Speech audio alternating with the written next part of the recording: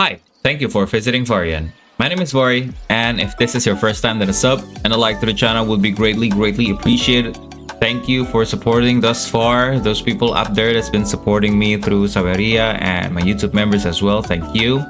And now let's talk about Pokemon Scarlet, the game that I just might stop playing Pokemon altogether just because of this game, though it does not represent everything else, but let's just talk about that later.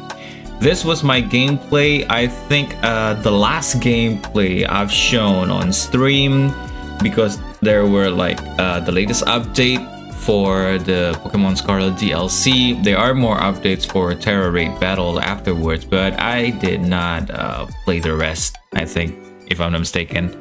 I don't know, it's been a while. Anyway, here's my impression about the game. There are three highlights that I want to mention. The first one is truly open world exploration. This might not be for everyone because it changes the gameplay style a little bit. Pokemon Scarlet breaks away from the traditional linear structure, offering a vast and seamless open world to explore from the beginning. This freedom to chart your own course, discover Pokemon and secrets at your own pace, and tackle the main storylines in a non-linear fashion, and it's a significant refreshing change. Although in the end it's just going to accumulate in one point for the story, it also has engaging and varied storylines, the one that I mentioned previously, because the game features three distinct main narratives: the Victory Road, the Starfall Street, and Path of Legends, that intertwine and offer different gameplay experiences. Well, as I mentioned, it's going to the same point in the end anyway, but you get to pick which you would like to finish first, and all of them are main quests, so it's not like a side story or something like that. And there's this co-op multiplayer experience. The ability to explore the Paldea region with up to 3 friends in the open world is a fantastic addition. Experiencing the game together, battling wild Pokemon, and participating in Terra Raid battles enhances the social aspect and replayability. Well, I actually never played any turn-based RPG or any turn-based game that I get to play multiplayer. Well, aside of like a mobile game in the very past by Square Enix, you may heard of it, but let's not talk about that here. And let's talk about the lowlights of the game now. The technical performance issues of the game is just it's such a annoying little thing. The game has been widely criticized for its technical performance, including noticeable frame rate drops, graphical glitches, and occasional lag. Maybe even now, I'm not sure. I'm not sure if they even announced the patches. And the second part is the uneven visual presentation. While the open world is expansive, the visual fidelity can be inconsistent. Some areas are beautifully detailed, while other appears less polished, with low-resolution textures and simplistic environments. Character models and animations can also feel somewhat dated. Well, what you're seeing here is a gameplay from an actual Nintendo Switch, so this is the best they could get. Story pacing and difficulty spikes also might be issue for some. While the multiplayer storylines are a highlight, their pacing can feel uneven. Some segments might feel rushed, while others drag on.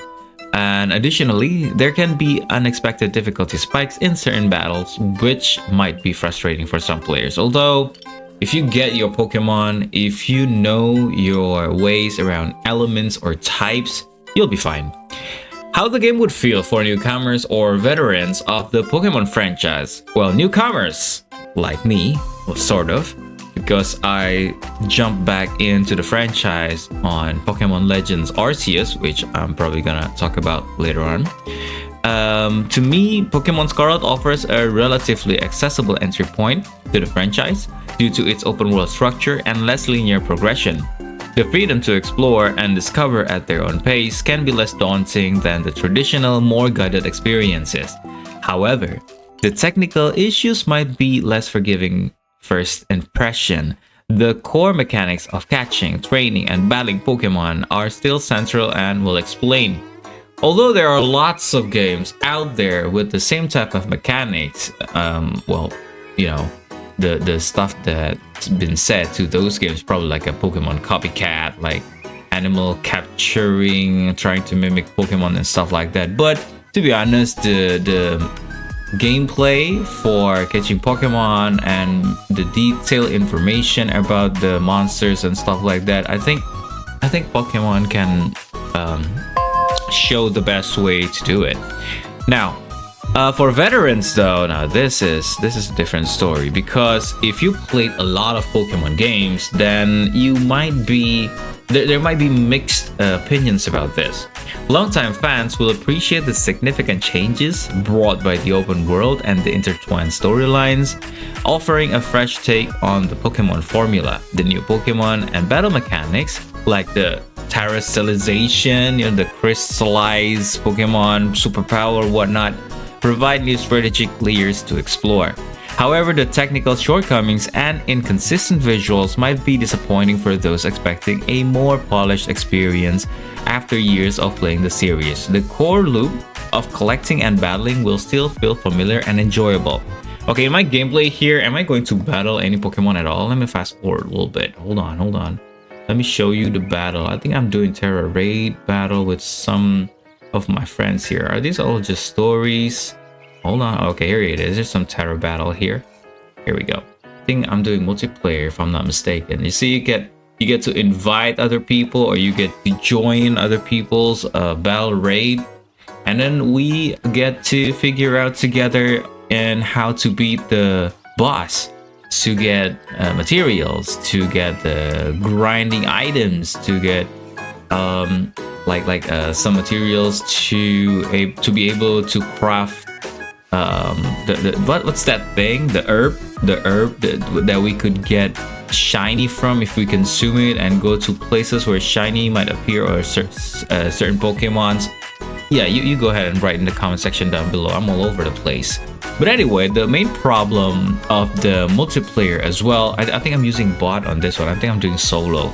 But when we're doing multiplayer, the turn could not be determined.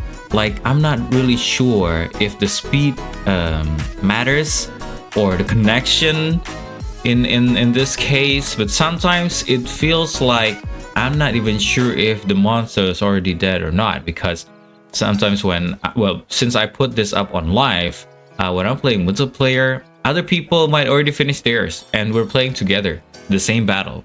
So that's very confusing and that's very annoying.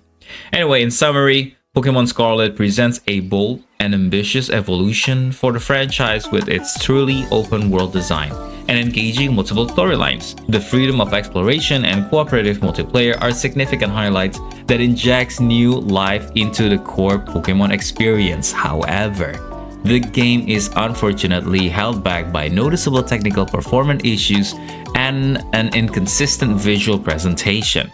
While newcomers will find an accessible entry point and veterans will appreciate the fresh approach, the technical flaws may impact the overall enjoyment for both groups. Despite its shortcomings, the core Pokemon charm and addictive gameplay loop remain, making it a worthwhile experience for fans willing to look past its technical imperfections. So what do you think? Write it down in the comment section down below, and thank you for visiting Vorian. Subs and likes to support the channel.